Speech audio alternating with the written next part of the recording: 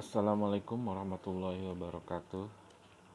Alhamdulillah di hari Jumat ya, jika dalam kalender Hijriah, hari ini hari Kamis sudah memasuki hari Jumat. Dalam Islam eh, ini adalah hari yang berkah, pemimpin para hari itu hari Jumat ya, dibanding dengan hari-hari yang lain. Eh, Kali ini saya akan mencoba share atau berbagi eh, hikmah dari sebuah buku yang menurut saya sangat bagus sekali gitu. Dan ketika saya berselancar di internet, kadang saya menemukan kutipan-kutipan hikmah tersebut gitu ya. Dan ternyata di rumah saya bukunya ada gitu kan. Jadi nama bukunya itu adalah Nasohihul Ibad gitu ya. Nasohihul Ibad karangan Muhammad Nawawi bin Umar Al-Jawi atau Muhammad Nawawi Al-Bantani. Jadi si pengarang buku ini namanya itu Nawawi Muhammad Nawawi bin Umar Al-Jawi atau Muhammad Nawawi Al-Bantani. Al-Jawi berarti dari Jawa, lebih spesifiknya lagi Nawawi Al-Bantani berarti dari Banten gitu ya. Jadi buku Nasohiul Ibad ini sebenarnya adalah syarah dari eh, buku karangan Ibnu Hajar Al-Asqalani ya. Beliau seorang ulama besar. eh, eh Buat yang awam seperti saya gitu ya. Saya tahu istilah syarah pun sebenarnya dari suka dengerin ceramah Ustadz Abdul Somad gitu ya. Jadi ketika ada seorang ustadz atau ulama membuat kitab dan di depannya ada syarah itu, berarti kitab yang dibuat itu menjelaskan kitab sebelumnya eh, dari misal seorang ulama gitu kan. Nah, yang sekarang jadi syarahnya itu dari buku karangan Ibnu Hajar Al Asqalani ya, Nasohil Ibad. Siapa sih sebenarnya Ibnu Hajar Al Asqalani itu?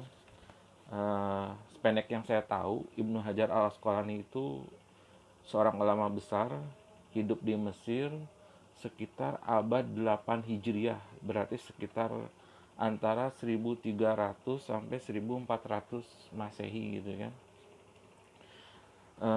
Jadi Ibnu Hajar Al-Asqalani ini selain menulis Nasohiul Ibad ini, juga beliau pengarang salah satu kitab yang sangat terkenal kalau di lingkungan pesantren itu ya.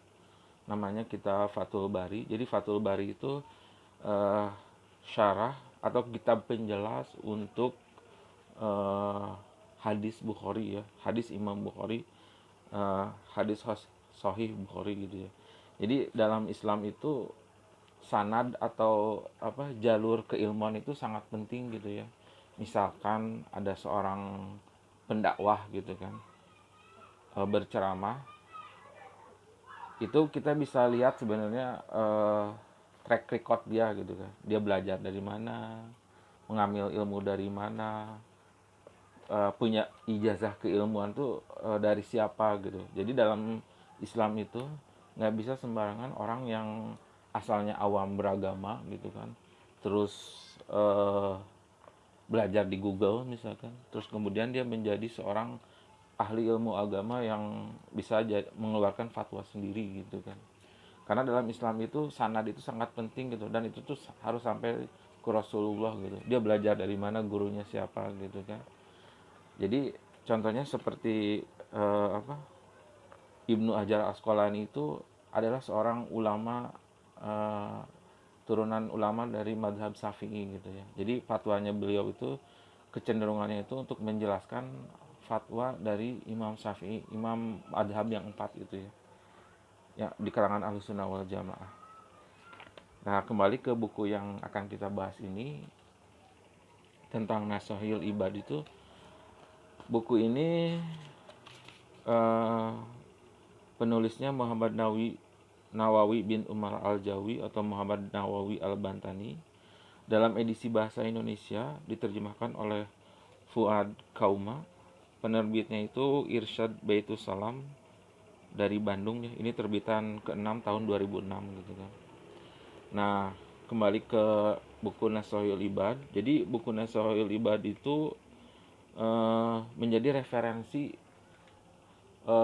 untuk buku-buku yang lain. Yang salah satu yang paling terkenal itu adalah buku La Tahzan, Jangan Bersedih, karangan ulama Saudi Arabia yaitu Said Al-Qarni gitu kan.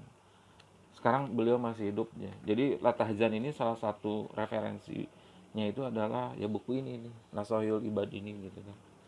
Nah, di sini tuh eh, dalam daftar isinya itu eh, daftar isinya itu ada beberapa bab ya.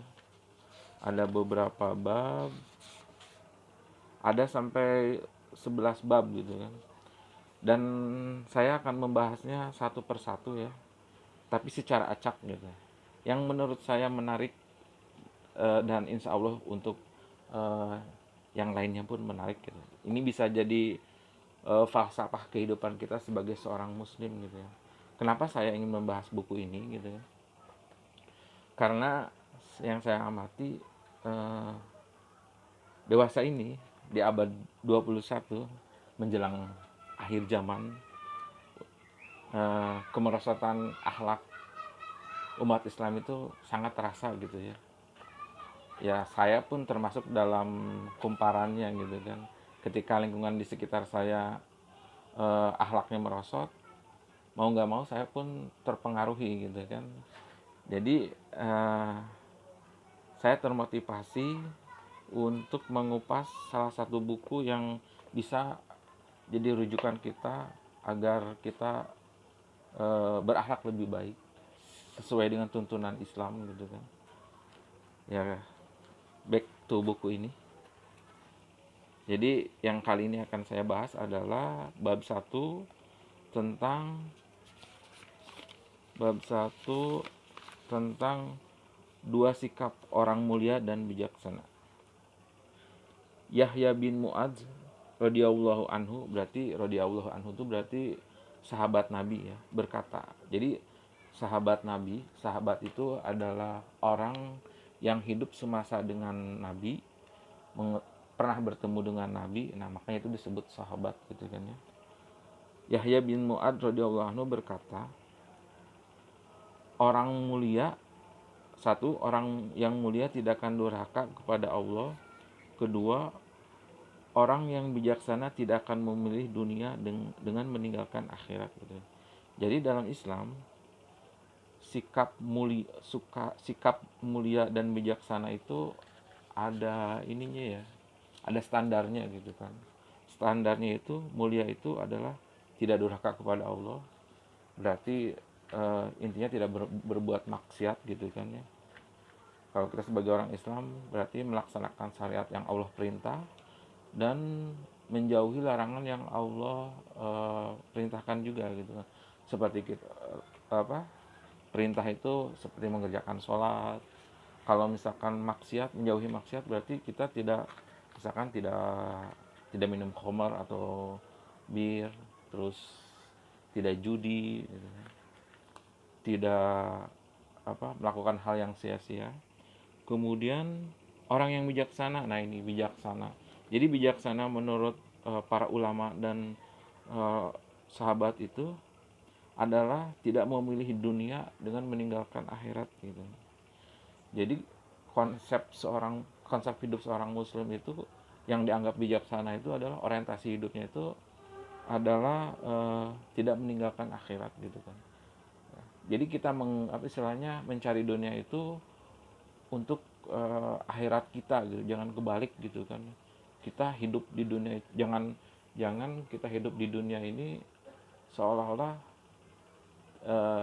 ini adalah segalanya buat kita gitu. Padahal yang segalanya itu adalah akhirat. Kalau kata Ustadz Abdul Somad itu akhirat dunia bila dibandingkan dengan akhirat itu seperti telunjuk kita dimasukkan ke dalam air laut, terus diangkat, air yang terbawa oleh telunjuk itu, itulah dunia gitu. Sedangkan akhirat itu adalah samudra yang begitu luas gitu kan. Air yang ada di telunjuk kita itu keangkat tapi kemudian kering. Begitulah mungkin perumpamaannya ya. Jadi kesenangan dunia itu seperti itu gitu kan. Sebentar saja gitu kan ya. Ya mungkin ini bisa jadi apa? Pelajaran buat kita gitu ya. Jadi sudut pandang mulia dan bijaksana menurut Islam itu, pertama, orang mulia adalah tidak akan durhaka kepada Allah.